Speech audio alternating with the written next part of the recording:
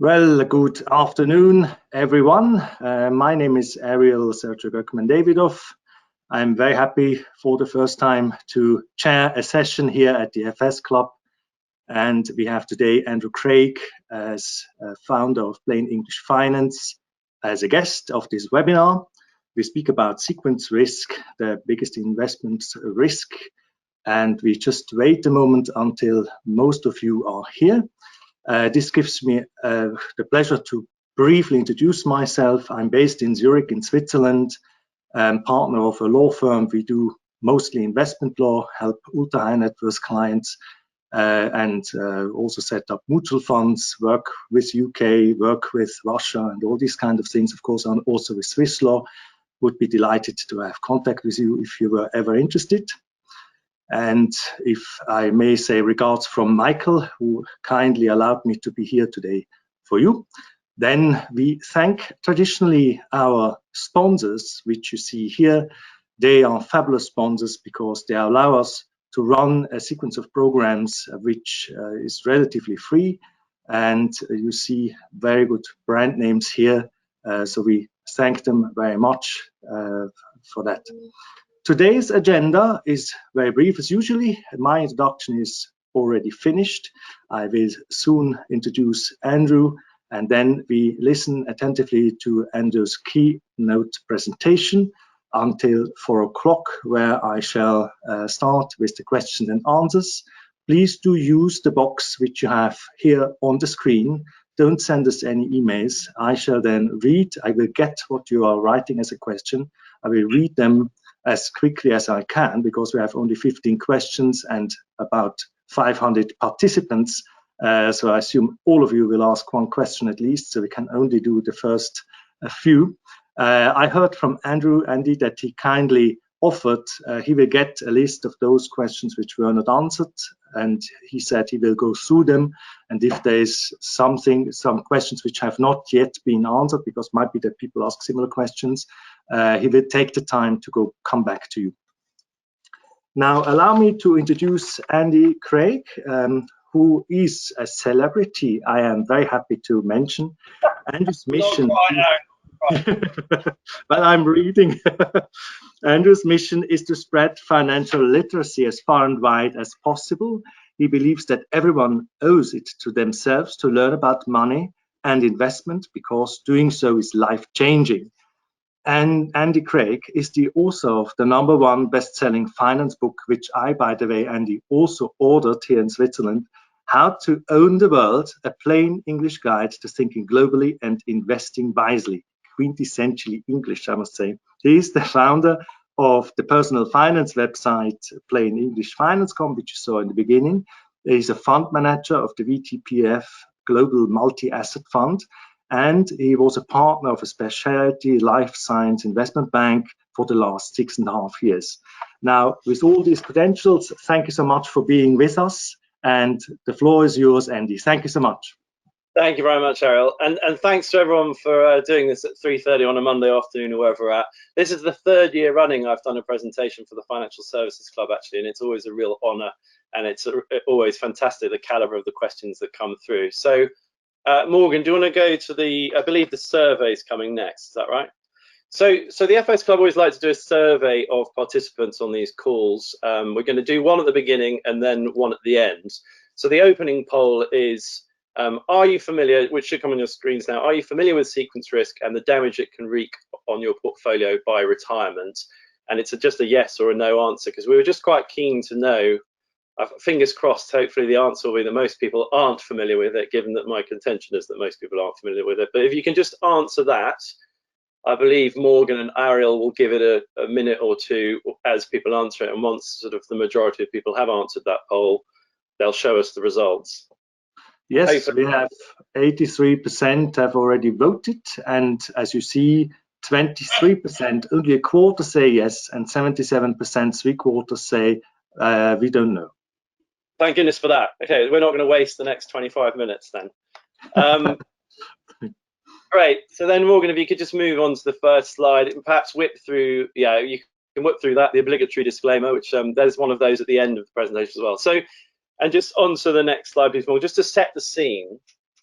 So I've got 20 slides. I'll try and get through them in about 20 minutes. We'll see how we go. It depends how verbose I am this afternoon. But the whole point here is that I want to go back to first principles, and the first principles on which I want to focus are really how do we succeed with investment, and how do we do that across an economic cycle, through a business cycle, if you like, as agnostically as possible. And it's particularly challenging to do that at the moment. And when I talk about investment success, I'm really talking about an aspiration to try and make high single-digit to low double-digit returns through the cycle, and we can come on to that a bit more shortly. But that's really problematic at the moment for two main reasons, which most of this fairly sophisticated audience will be familiar with. The fact that interest rates are pretty much at record lows all over the world, and at the same time, and obviously as a correlated to that, many other financial markets, most particularly equities and many property markets, wherever you sit in the world, are at all-time highs. So that's a pair of very intractable challenges that we're going to try and look at in this presentation. So Morgan, next slide, please.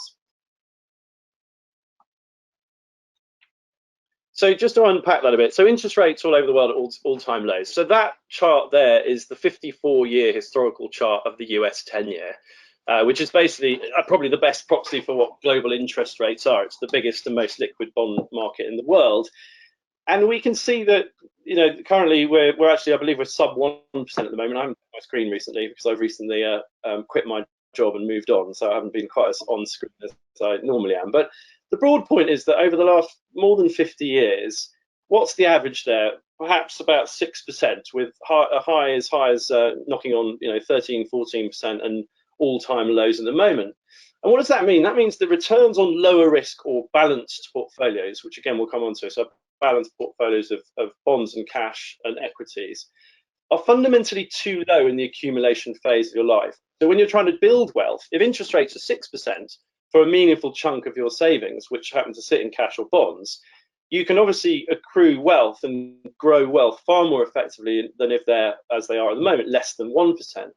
And it also means, very importantly, and this is a problem, particularly given the bulge of the baby boom demographic right now, is that risk-free income, once you have, at the end of the accumulation phase, once you hit retirement and once you've built that wealth, is just far too low. To look at that specifically, I did a paper round in my teens, and at the time I was getting 10 or even 11% on the money I then put into my post office bank account. And as I've just said, 6% is about the average over that 50+ year time period. So for somebody fortunate enough to have built a pot of £1 million, that was basically, call it about £60,000 a year of risk-free income on that pot. Now you're lucky if you're going to be making £10,000 a year of income on that, on £1 million invested or accrued. So what that of course means is that investors are forced to chase equity market returns, notionally higher returns, both for sufficient capital growth in the accumulation phase and for sufficient income to live on at retirement.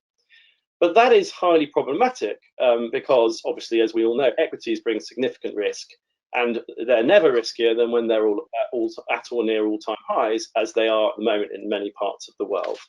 So next slide, please, Morgan.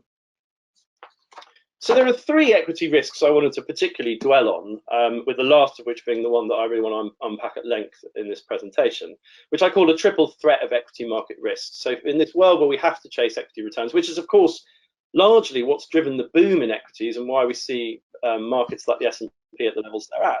But of course, when equity markets fall, here are three particular risks that I'd like to articulate in that scenario. The first is psychological risk, which is, I think, poorly understood, which is, and I think we all know this anecdotally from speaking to friends and peers over the years, depending on what age you are, is that it's the risk that an individual actually gives up on investment, or certainly equity or most financial market investment, conventional investment, entirely at a time of a significant crash.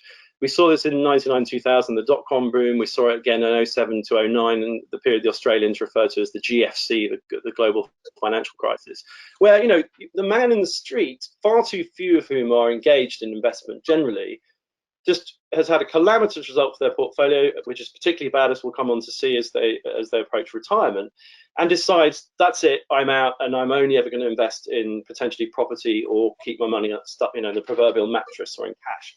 That has disastrous consequences for millions, if not hundreds of millions of people in the developed world and increasingly in the developing world. And the other big equity market risk in a world where, you know, every decade or so, roughly, there's basically a 50% correction in headline equity markets, is this idea of the break-even fallacy. You know, if I was to go out on the street outside my house and interview the next 100 people that walk past, a large percentage of them, if you said to them, what percentage return do you require to get to recover a 50% loss? If you lose 50%, how much do you need to make to get back to square one? Many people think the answer is 50%. And of course, most of this audience will know that the answer is actually 100%, just due to the way maths works.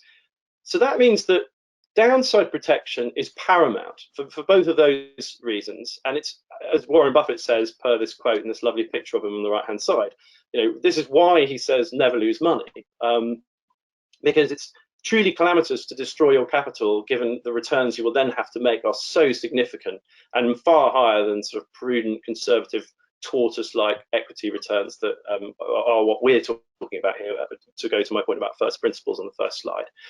But sequence risk, I think, and as evidenced by the survey we just did at the top of the call, is, I think, the biggest investment risk that most people have never heard of. And it's the idea that two assets which can have identical annualized returns and identical volatility numbers over many years of investment can actually give you completely different real-world outcomes to your wealth, depending on when in your life you were unlucky enough for a crash to occur and for you to suffer a financial market crash. So if we can move on to the next slide, please, Morgan, and indeed beyond. So let's unpack sequence risk in detail. So again, quite a sophisticated audience today.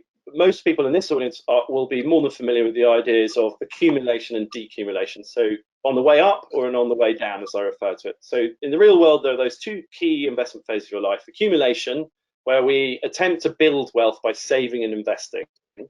And I think that most 20-year-olds, or many 20-year-olds, I should say, aren't quite yet in a position to be particularly saving and investing particularly aggressively. So I tend to talk about this as being roughly from the age of 30 to, say, the age of 60, when most people might aspire to retire. And then decumulation, again, the period in your life where you want to live on the wealth that you've built in the accumulation phase. And I tend to think of that as being roughly from the age of 60 to 90, with apologies to anybody over the age of 90 watching this. But actually that is moot, because as we all know, scientists are telling us, you know, life expectancies are increasing by leaps and bounds, and that's going to increase, that's going to accelerate even further in probably my generation. And scientists are saying that most school children will live to 100 or even 110 and beyond now, which makes the points I'm about to make even more important. But the crucial point is that in both of those phases, in accumulation and decumulation, the order in which you make returns is often more important for your real life outcomes in terms of your wealth than the size and the volatility of those returns. So next slide, please, Morgan. So let's look at it in the accumulation phase on the way up. So we're going to take, bear with me here, and this is obviously a thought experiment using simple numbers just to illustrate a point. But let's take the example of a 30-year-old, for example, who's managed to save £10,000 in their 20s. And let's also assume that they can save and invest. Now they're a relatively gainfully employed individual, and they can now invest £5 a month, £500 a month in a stocks and shares ISA account. Or perhaps, you know, if that seems unrealistic for any 30-year-olds watching this, perhaps it's a couple who together can save £500 a month into a stocks and shares account. But the numbers, the point is illustrated better with slightly bigger numbers, and so hence why we've chosen these to as an exemplar of what I'm talking about. Let's also assume that they can make roughly equity market returns in that phase between 30 and 60.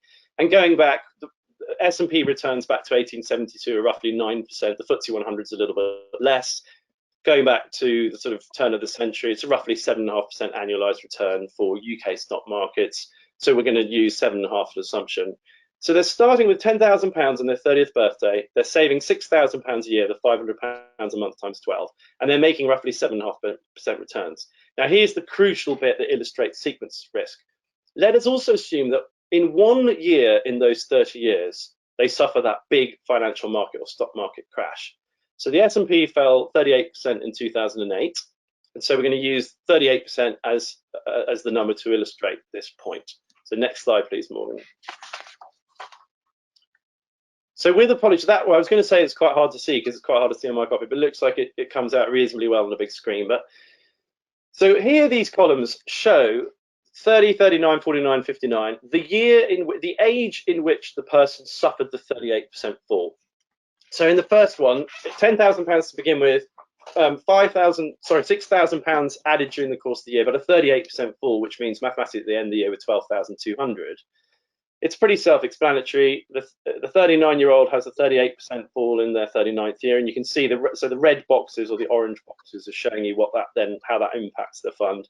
The 49-year-old you can see there, and so on and so forth, with the column on the right being no large loss at all. So grinding out a far more tortoise-like series of returns with no large loss. And I think if I move with Morgan, if we move to the next page, then I can just unpack the fact that what that means is that the difference between somebody who experiences their 38% crash, the one big down year, if they happen to just start saving at 30 in, say, the year 2008, and they're very unlucky and it's a real pain because they destroy some of their capital, but they're still going to end up on that trajectory that I articulated with £671,000 or so by the time they hit 60. Whereas the person who's on exactly the same trajectory, but just happens to suffer that 38% crash year, let's say they were unlucky enough to turn 60 in 2008, they only end up with £410,000, £411,000. So they're 40% worse off in terms of their terminal wealth number. But, and here's the point, with the same average annual returns and volatility, because each of those columns have the same average annual returns and volatility numbers, apart from the rightmost one, which assumed no 38% crash, which is the point I made there. So they'll be even better off if they manage to avoid having a big down year at any point. And again, without wanting to go back to the last slide, so they'll end up with £707,000 instead of £410,000 if they're unlucky enough to suffer the crash in their 59th year. And of course, the bigger the numbers are, the bigger these numbers are, the bigger the difference will be, which means for a highly paid professional who, as they get older, can afford to save and invest significantly more than £500 a month, sequence risk, which is what we're describing here, can actually make a 6 or even a 7-figure difference to their terminal pot, and hence why it's so important to understand. So Morgan, if we move to the next slide, we'll discuss the importance of order on the way down. So in the decumulation phase. So let's consider the same concept, which with respect to what will happen from 60 to 90. So in this example, we're going to take that £500,000 or so that was the terminal number that we roughly could have got to, however things panned out in the last example. And so that's an entirely realistic number. I think £500,000, as hopefully many people watching this would agree. Let's assume that the individual has also paid off their mortgage and that they could, again, this is all to keep the illustration simple. And they can live reasonably well on, let's say, a roughly £25,000 a year, having paid off their mortgage and put their kids through school or whatever else by then. So they're going to want to take £25,000 out of their pot each year. So they'll withdraw £25,000. And then we're going to keep the average annual return numbers and the terrible crash year numbers the same again. So they can, if they're very lucky and they're broadly equity based, which is what we're using here to illustrate the point, they can make about 7.5% returns annually, the long run equity market return. But in 1 year, they will suffer a 38% fall as the S&P did in 2008. So Morgan, if we just go to the next page and look at how that table pans out. So just quickly dwell on that. So if they start with, they all start with £500,000, but if the person is unlucky enough to have that big correction happen in their 60th year, then they have £294,500 at the end of that year. And can you see, you can obviously see that by the time of their 85th birthday, they've run out of money. That is effectively a terminal event for them. And then moving across, if it happens to them in their 70th year, they end up with £475,000 on their 90th birthday. If it happens in their 80th year, with £782,000 or £783,000. And if they never have a large loss at all because they're being very conservative, then they power into their 90s with 1.6 million. So actually, if we move on to the next slide, Morgan, I've basically already said what's on this slide, but I've slightly, perhaps in bad taste, described it as the difference between a retirement eating dog food versus an retirement being a millionaire. And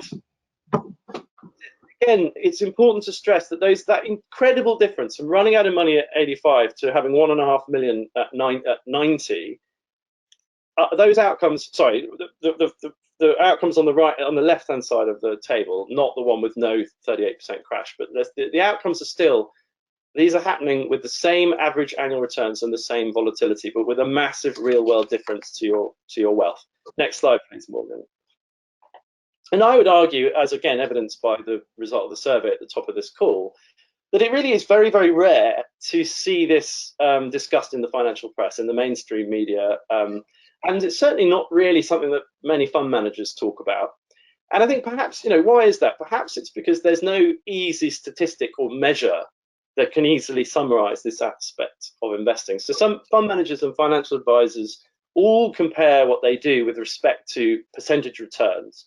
And for more sophisticated clients, with respect to volatility adjusted percentage returns, which again, most of the retail market doesn't really understand the difference between those two things, but still, I imagine most of this audience does.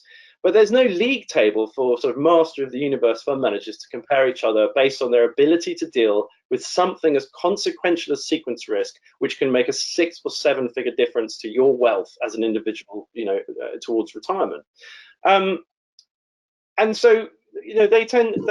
I think part of the reason for that is that to do that, as I've just shown, we've just looked at 3 decade-long periods, and the industry likes to look at 3 or 5 year performance numbers because, to be fair to them, that's it's very hard to make comparisons over 30 years. But none of that changes the fact that reducing the possibility of those big drawdowns in cataclysmic years is probably the most important ingredient in devising long-run investment strategies. And so, Morgan, if we just skip through a couple of pages, the last section here, everybody will be pleased to know, I've entitled "What to Do." So what can we do with this about this? So obviously, sequences is something that 23% of this audience are familiar with, and plenty of financial advisors and investment professionals are familiar with. And how have they have tried to deal with it, and there's this idea of 100 minus your age, which has been around for a long time, probably since the 40s, which is basically the idea that you should own 100 minus your age in equities, or as John Bogle of Vanguard would have it, own your age in bonds. And this idea was actually the focus of my second book, which there's a very promotional picture of the 2 books there. The one on the right, Live on Less, Invest the Rest. So, a 50-year-old should really have 50% in low-risk bonds and 50% in high-risk equities, and a 70-year-old will be 70-30, and a 30-year-old will be 30-70, and so on. But the problem is with this, and so that's great, and that's a good way of initially kind of trying to address the sequence risk problem, which is the industry has conventionally done for decades.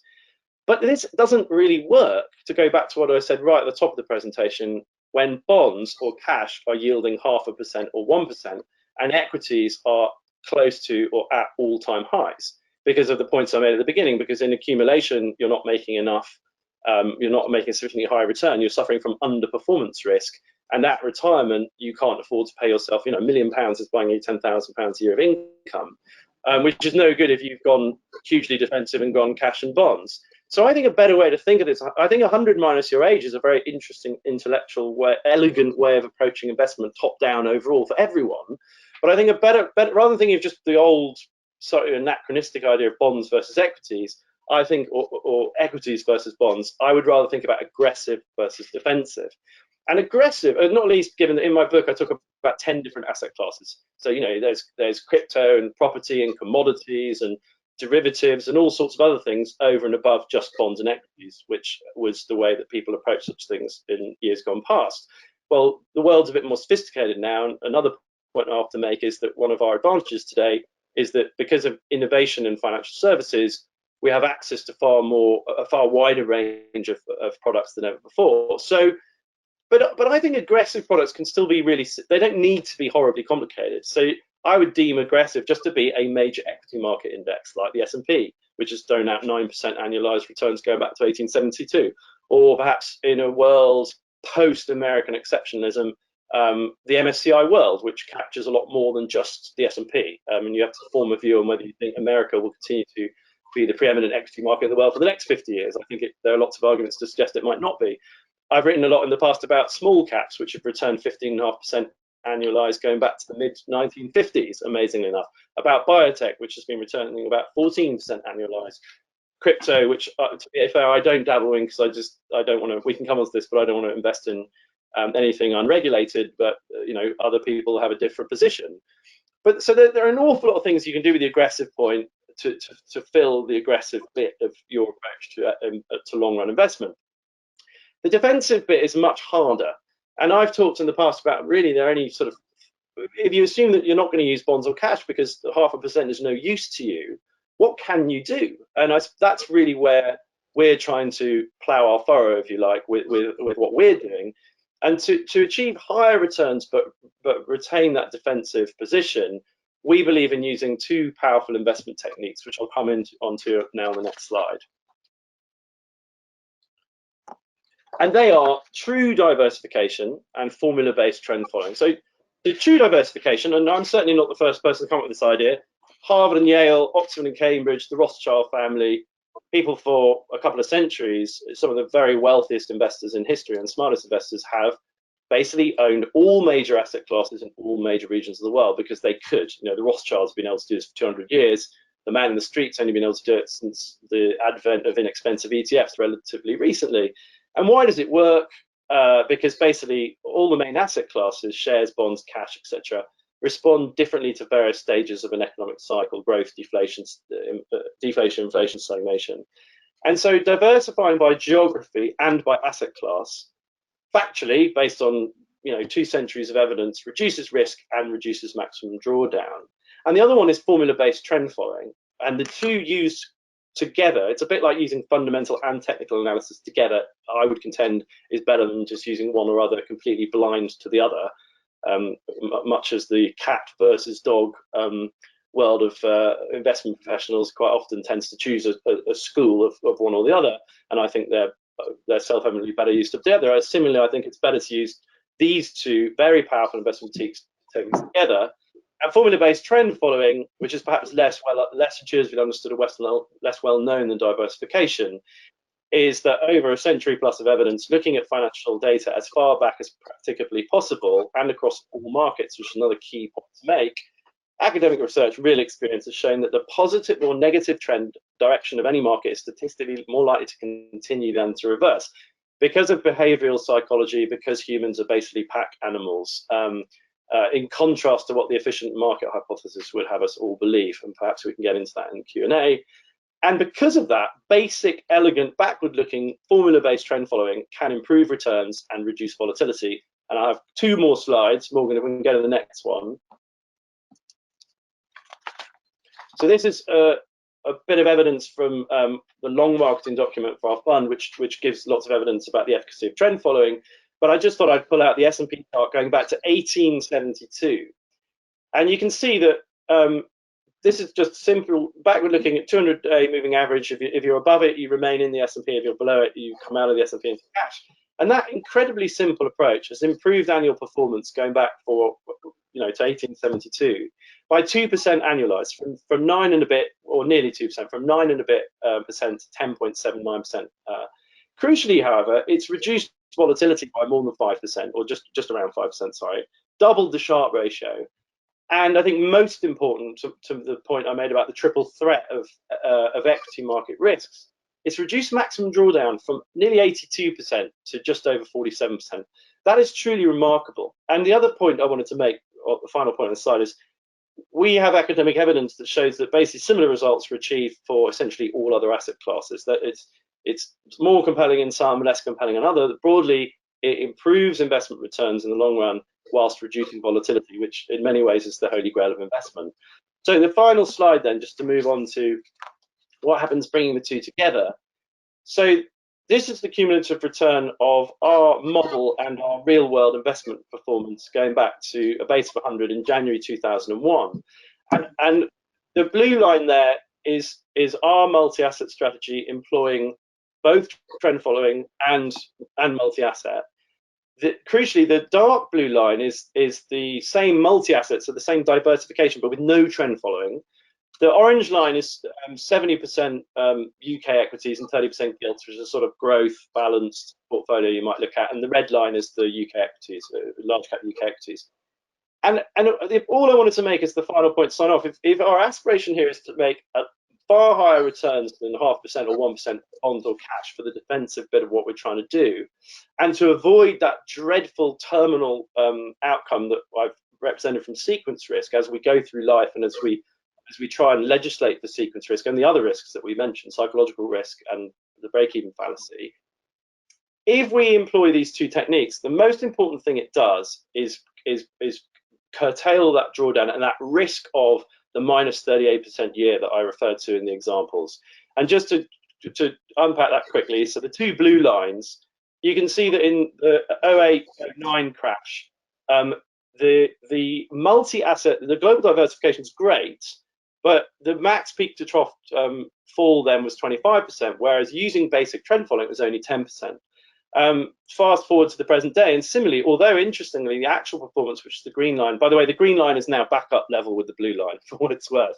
But coronavirus was such an unusual crash that everything plummeted very, very quickly, and then everything bounced very, very quickly, which didn't happen in 07, 08, 09, or 99, 2000, or 87, or indeed most of the other crashes in history. It was a very unusual crash. But the broad point I wanted to make is you can still see that the volatility in the dark blue line, the peak to trough fall in that dark blue line there from the top right hand side of that chart, was really very significant indeed, and probably roughly twice what the employment of the two techniques together delivered. So the whole point, really, just to sum up, if we can go on to the next slide, Morgan, is that to legislate, so sequence risk is a very real thing. It's very poorly articulate, very poorly understood, but it can make a 6- or 7-figure difference to your wealth over time. And the way of legislating for that, in our belief, is to think about 100 minus your age, big picture, top down, in a holistic way, and for the defensive bit, to try and do something, particularly in these current market conditions, that has a chance of doing better than 50 to 100 basis points that we're currently getting from cash or bonds. So that concludes what I had to say. Sorry if it was a bit garbled, racing through 20 slides. And again, the FS Club likes to do a closing poll, and the closing poll now is that having listened to this presentation, do you now feel more informed about managing your personal investments and in particular avoiding sequence risk? So I have my fingers crossed that the answer is yes, or at least not aggressively no. It looks good. It looks good for you. 65% have voted. It is a huge amount of yes, and now we have 3/4 of the audience which have voted, and as you see, nearly 90% seem to be better informed than before. So I think it was worth your while, and also worth the while of the audience to be in this to attend your talk. Now, if everybody agrees, then we have some time for questions and answers. And I'm sorry, I have to stop this here. And the first question, which I would like to ask, if you're ready, Andy, is from Angus Wooler. Thank you. From Angus Wooler, who already asked shortly after we started to talk. Andy, do you think spreading financial literacy can have a negative effect on the overall wealth of the population? And as a second question, does there not always have to be losers in the industry of finance and investments? Wow, that's a challenge. So I would have always said that. I would have always said 180 degrees the opposite, because so the return. I mean, I understand where the question's coming from, which is basically the more financially literate people become, without wanting to speak for the person asking the question, the more potentially returns can get arbed away to nothing, because there's a tidal wave of capital, and then the efficient market hypothesis potentially becomes slightly more valid than the incredibly asymmetric and inefficient world that I believe we confront right now. But I would argue that 9% is the annualized return of the S&P going back to 1872, as I've said a couple of times. And why is that? I mean, I talk about in others of my presentations, I talk about the most important investment theme of all time in human history, to me, is human progress. And the most important exemplar of human progress is Moore's Law.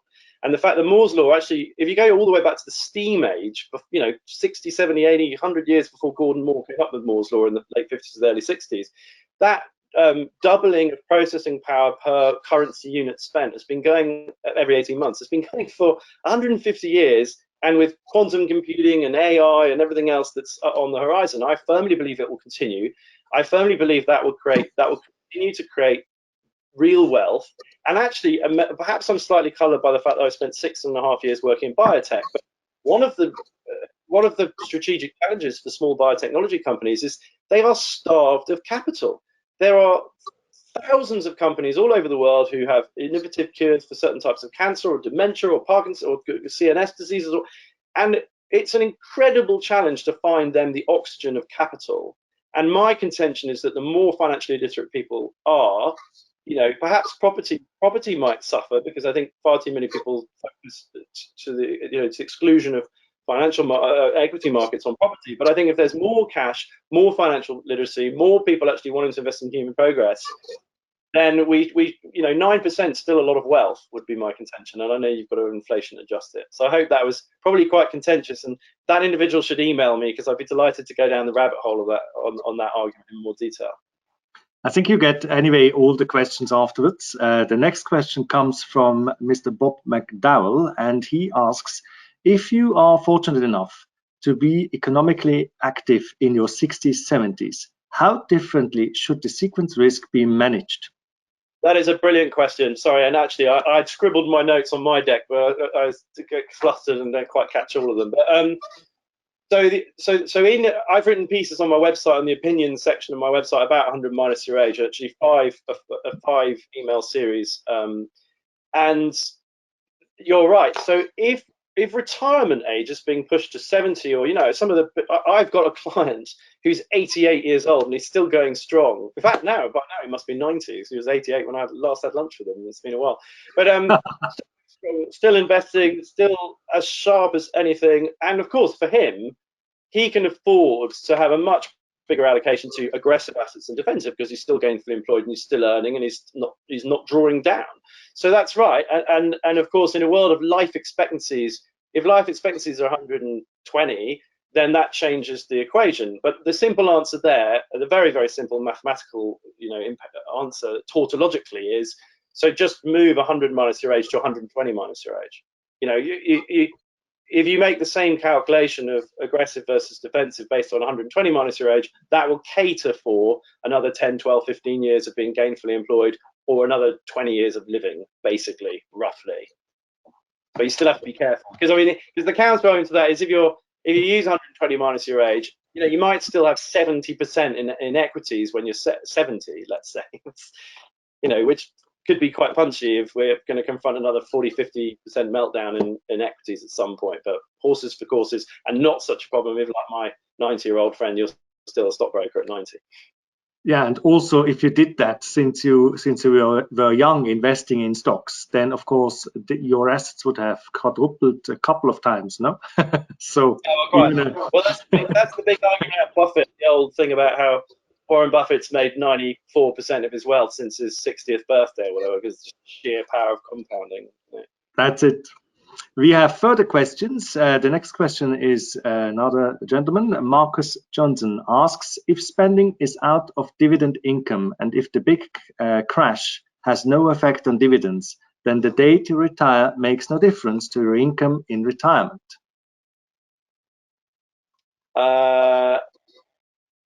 I'm not sure I understand the point of that question. He says, if you live off the dividends, it doesn't matter where the stock price is. So if great crash comes, it does, because if the stock's priced at 100 and it's got a dividend yield of 5, you make 5. But if the stock halves in a crash and it's now priced at 50 and you make a dividend yield of 5%, you're now making 2.5. But the nominal amount is the same. So if you got, I'm trying to interpret, I'm sorry that translate.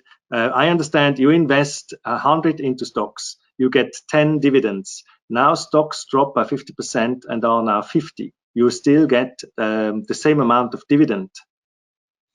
Well, in that scenario, the reality is that in a massive equity, in an economic crash and an equity market crash, most companies either can't pay a dividend or have to heavily cut their dividend. But if the dividend yield is 5% on a stock that's priced at 100, and then it's 5% on a stock that's priced at 50, you will make half the absolute amount of cash. Yeah, but that doesn't. I don't think that was his question. But I believe we all understand the mechanics, because you're right. In an economic crisis, if that is the reason, like now with at least in Switzerland, when we had this COVID crisis, many firms stopped paying dividends or said we wait until after. They were financially sound, but still. I think perhaps the question is more, and forgive me for not really grasping what the point was, but perhaps it's more around the lines, if there's volatility in your portfolio, but you don't crystallize the loss. Precisely. So it's just, then that's, but it's still, but that doesn't change anything I've just said, because if your underlying capital is worth 40 or 50% less, it's vanishingly unlikely that you're not going to also be taking a much lower income over time, even if you don't have to crystallize. But yes, you can ride volatility more effectively if you don't have to crystallize the loss, but not without a serious impairment to your earnings. Particularly, by the way, with interest rates at current levels and a risk premium of wherever it is, and therefore, gone are the days of 8, 9, 10% equity yields, right? With a very few exceptions, which will probably get cut, would be my point. Yeah, there are those tobacco shares, of course. I go to the next question. So we have as many as we have. Bonds feel like trash, not cash, but trash today, especially with the likes of Ray Dalio and others demonstrating why cash is trash given inflation rates of true monetary printing. Yeah. What are Andy's thoughts here? So totally agree, which is why we're agnostic, because what we do is we take 24 silos: developed equities, emerging equities, euro bond, dollar bonds, and so on, oil, energy, commodities, precious metals, everything. And all we're trying to do, to my point about trying to make significantly higher than 0.5% or 1%, but with the same sort of defensive characteristics as never a risk-free, but a much lower risk, low drawdown thing, is that if bonds are trash, but sorry, I'm muddling the point, but here's the answer. Structurally and strategically and top down, I think you're right. Bonds are incredibly challenged, but of course, if a bond is yielding negative and then yields even more negative, you can actually make quite a lot of capital return on that. And the last example of that I remember talking about, and I can't remember if it's 2 or 3 or 4 years ago, with apologies, was the JGB, or part of the Japanese bond market. And I can't remember where in the yield curve, how long or short duration the bonds were, because it's been 20 years since I sold bonds. But the basic point was that whichever Japanese bond it was yielding negatively, and obviously people would criticize that and say, why would I put something into an asset that's negative yielding?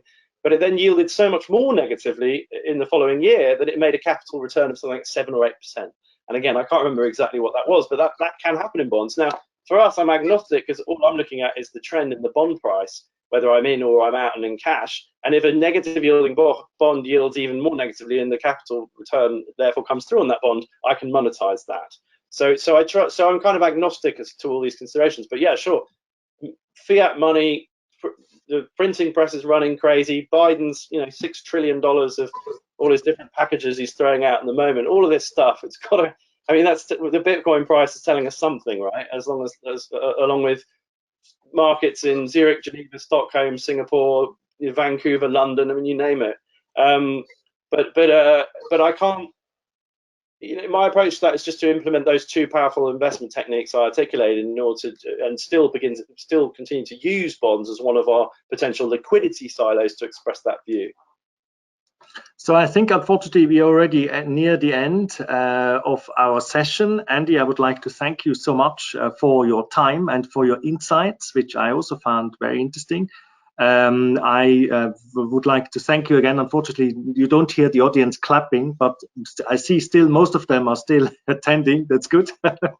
I thank you wholeheartedly. I would like to thank the sponsors again for supporting us here.